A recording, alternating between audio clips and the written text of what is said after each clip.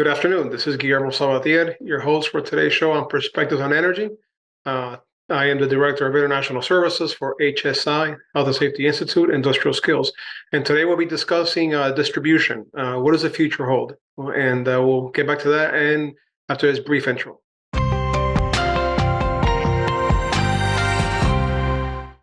Okay, distribution operations. What are we expecting and what changes have we been seeing so far in the industry? There's been a lot of discussion, a lot of questions. Pretty soon I'll be having several public speaking engagements coming up where we're discussing that both with some of the utilities and some of the cooperatives. And from our perspective, when it comes to training, advisory, and consulting, one of the things we've been seeing is how they are training the operators now that the distribution grid is undergoing quite a bit of changes. One of the things that's interesting is the fact that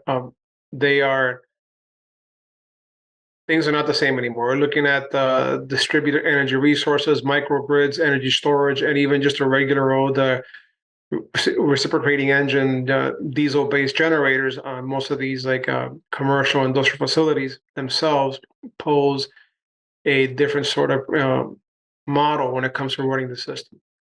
So one of the things we want to look at is the fact that the distribution grid for the longest time was just a radially fed system, meaning power came in from the high voltage side, they went through the transformer in a substation, stepped it down to distribution voltages, it got distributed out to the field through the different breakers and the feeders and the laterals, and then eventually it got down to on the single phase lateral and a customer, say a residential account, you had from the primary voltage stepped down on the transformer to the secondary voltages, and then it went down to the actual homes and businesses, right? At a commercial industrial scale, slightly different. But that's all changing, given the fact that we have such a large adoption rate of distributed energy resources, meaning rooftop solar, energy storage, and the fact that pretty soon we're looking at electric vehicles that are being once again tied to the grid, right? It won't be just in one way. It'll be the vehicles discharging back into the grid or dispatching as needed. Same thing with the typical power walls, for example, or even the residential energy storage devices. So what does that do to a system that normally had power flowing in only one direction from top to bottom? Now you're looking at power flowing. In some cases, it's becoming a wash where there's no power flow because of the fact that you're producing as much power as you're consuming. So now all these devices are sitting there now generating a lot of voltage, right? So now one of the main concerns you're looking at is the fact that problem number one really is voltage issues, right? As you're now pushing power back into the distribution system and ultimately back into the substation, now you're looking at a lot of challenges when it comes to controlling voltage. But rather than having a low voltage issue, which is usually the case, now we're looking at problems with voltage surges and high voltage problems, right?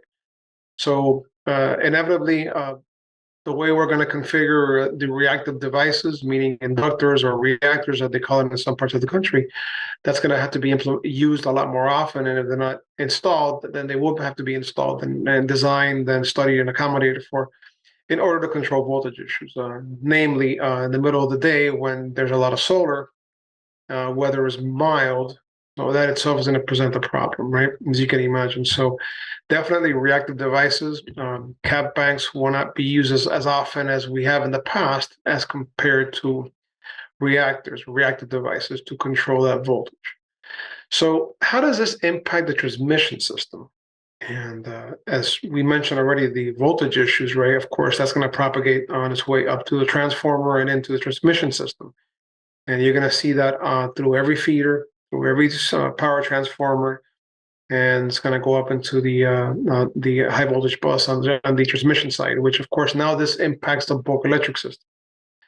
Namely, this now falls into the realm of applicability of some of the NERC reliability standards, right? VAR standards, TOP standards, even IRO standards, right? When it comes to reliability.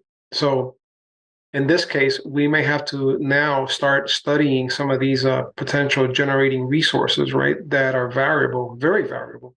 But if they happen, they can be predicted seasonably. So when you have a next stage study, when it comes to TOP 002 standards or some of the IRO standards, these are some of the things that will have to be taken into account when it comes to running a reliability study. And these are often run every day. And the other challenge, of course, is running these studies when they do continuously analysis. So working this into the actual power flow model, which now will definitely tax the processing power of some of these programs and some of these systems. Normally on the transmission side, they're running something every 5 minutes, sometimes a little faster, to be able to come up with different contingencies. But when you look at distribution, this is a whole lot more different, discrete, small variables out there. So this in itself will pose quite a challenge, right? The other thing that we're looking at, of course, is aggregation, right?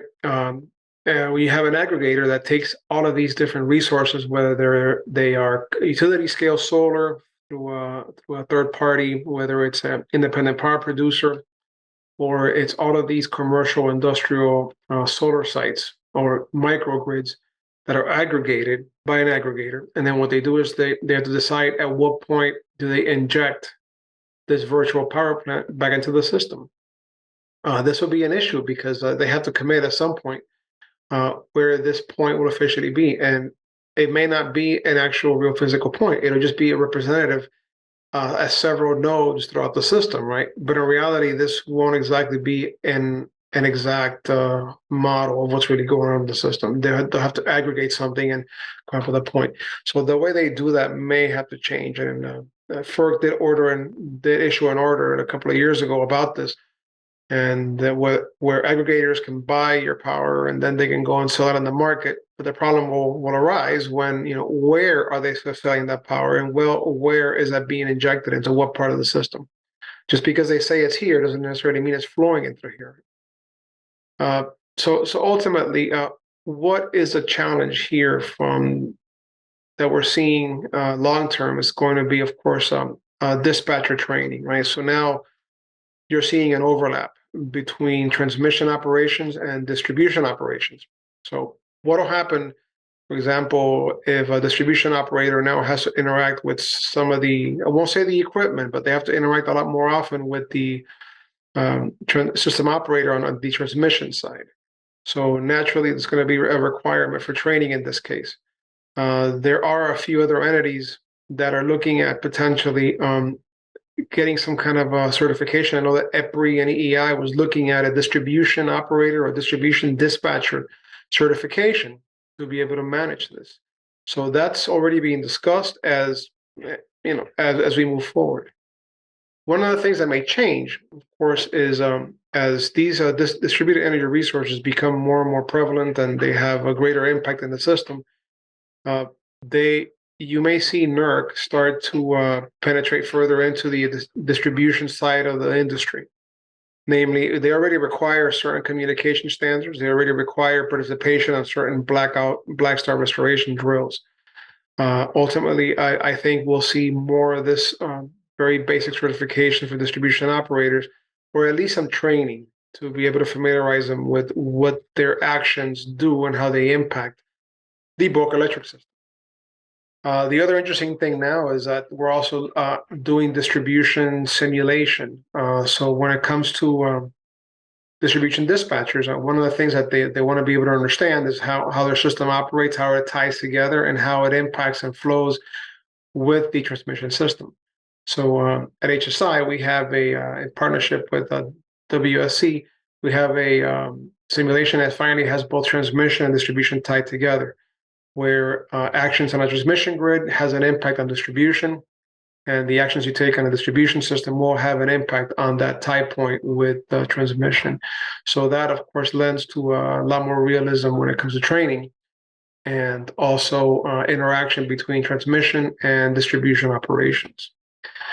So, given the fact that training is definitely going to change, and given the fact that the way we operate the system when it comes to understanding how we're or flowing, meaning powerful studies are going to change dramatically.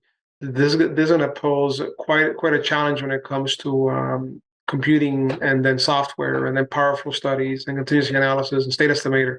So all these things will definitely change. There'll be a lot more.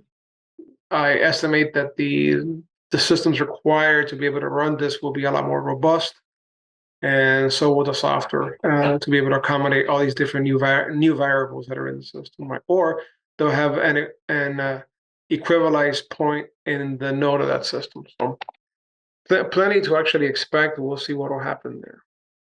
Now, here's another interesting point that, and in fact, tomorrow I'm attending a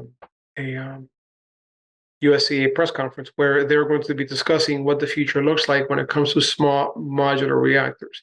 So it seems like we're gravitating more and more towards that particular resource when it comes to bridging the gap between fossil fuels and renewables, and having some sort of clean energy that is also dispatchable and easy to distribute and easy to also deploy. These SMRs, of course, as I've talked in previous videos, usually they run anywhere between 10 to 50, 60 megawatts, right? A typical nuclear site has two reactors, each one cranking out like 900 megawatts. So some of them as much as like 2,000 combined, right, out of one site. In some cases, they have four reactors in there for a 4,000 megawatt site. So it's enormous. These SMRs are in orders of magnitude smaller. But the interesting thing is that they're going to be deployed all throughout the country, mostly in remote rural areas. Which what that tells me is that more than likely they may be connected through a distribution network as opposed to a transmission network. So what does that tell you? So you'll see a rather robust distribution station feeder system that's going to have the output of that SMR feeding back through that station, or they may have several SMRs, each on different feeders for that station. So you may see some of that as well. Either way, it's going to likely be connected to some kind of lower voltage transmission system as well, right? So if it's happening in these rural areas that are more remote, the likelihood of it being connected to some high voltage system, it's not very high. So again, I'll learn more about that on my upcoming meeting, and then of course I'll follow up with that in the next webinar that I have here. But again, SMRs is definitely something that is on the horizon, and the Nuclear Regulatory Commission is once again working towards seeing what kind of regulation is needed.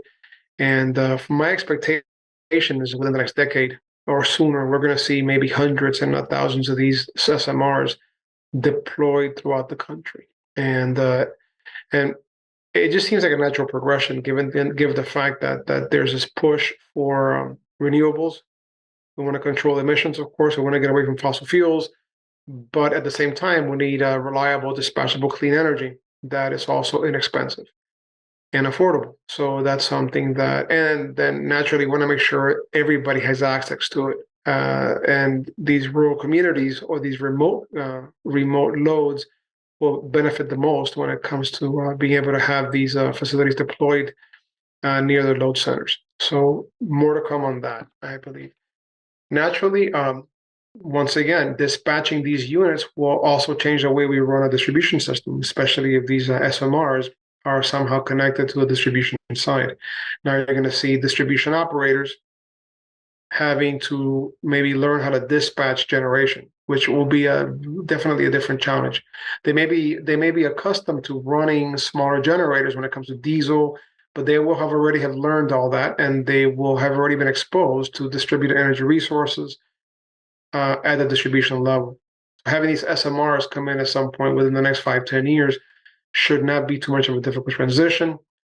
I think the challenge there would be just the sheer volume of them. I mean, the numbers of them deployed throughout the country will be interesting. At the same time, I'm also wondering what will happen with opposition to these types of generating resources. It's really, really easy to be able to oppose one large nuclear facility, but it's going to be nearly impossible to be able to oppose or stop thousands of these small ones. So we'll see what happens there. The other interesting thing that I think we're going to see as well is that how these will play a role when it comes to our energy independence, but also more importantly, energy security. One of the things that's happened in our efforts to reduce emissions, right, and get away from fossil fuels when it comes to generation, is that we've almost sacrificed reliability, and that was a very dangerous position to be in because a lot of other nations really that's not a priority for them. They want to make sure they have energy reliability first, and then maybe third or fourth on their priority list, it's going to be carbon emissions, right? So in a sense, some of that has been weaponized against us. So in this case, it's going to make it a lot simpler to be able to prioritize to have both of those, all three of those priorities really, really high up there. And the point out not one will not have to be sacrificed to attain the other. Right? So it's possible now with SMRs to be able to have carbon free, uh, affordable, reliable energy that's dispatchable. And this is something that will go a long way towards our energy security. So, yeah, in recap, right? So one of the things that we look at when it comes to HSI industrial skills, we are looking at training distribution operators now in the use of the simulation. And then one of the next versions of our simulator is going to have a lot of these like small distributed energy resources uh, modeled in the distribution system. For now, we're operating them as transmission and distribution tied together. And some of these other models, the way they model some of these resources, up until recently, they were modeled as negative load because they had no real way to model this in the actual power flow system. Now, some of these like providers, whether it's Siemens or whether PSSE or Power Factory by DIG Silent, they now have an actual representation of these like generating resources that are in the distribution buses. So now it's a lot more accurate. And so, and of course, with that, it gives you way more accurate studies. And then, of course, with better studies, you have more reliability. And the whole point of that is to be able to predict, what will happen if there's a failure, what will happen if there's a contingency, right? So you want to know what your next contingency is. So again, with these changes, right, the industry is definitely evolving. You're seeing how the rate of adoption for rooftop solar at the residential level is really, really, really accelerating, right? The cost of them has gone down. There's some interesting, creative financing vehicles out there. Some are good, some are terrible. Just, I would advise residential customers to be very careful what they're doing. I would probably go through their local utility. They usually have incentive programs for that. A lot of times those third party providers usually you don't end up with the best deal, right? So I would probably go to the utility first. That's my opinion anyway. I'm not that I'm in the industry directly, but I support the industry. But one thing I can tell you is that having been I'm also a customer, right? And one of the things that I've seen is usually these. I'm not going to mention names, but some of these solar power or solar panel installer and providers usually don't have the best sort of deals available out there. Some of them will tie it into your escrow or your property taxes, which is like to me it's really weird way to actually facilitate that. I just rather do the traditional financing and then pay for that. And because these panels are only good for about 15, 20 years anyway. So by then you either sell that home or you have to replace all those devices anyways. So that's my advice with rooftop solar.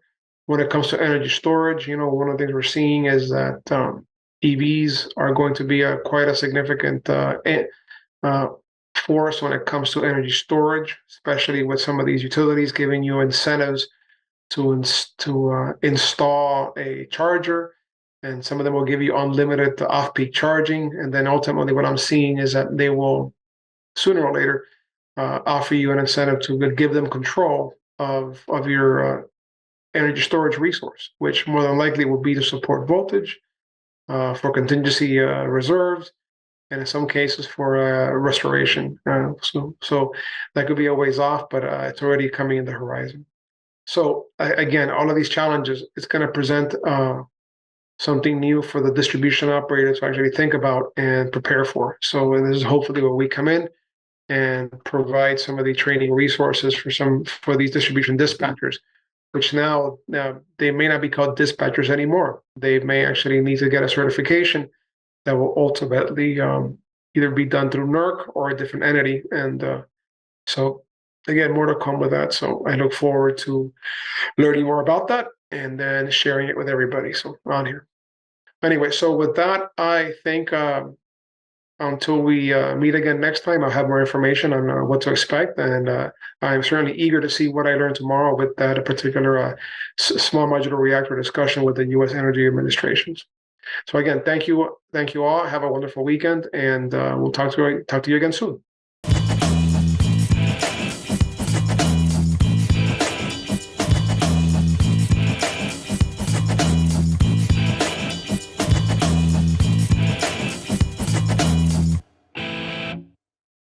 Thank you so much for watching ThinkTech Hawaii.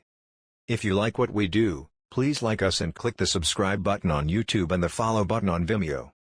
You can also follow us on Facebook, Instagram, and LinkedIn, and donate to us at thinktechhawaii.com.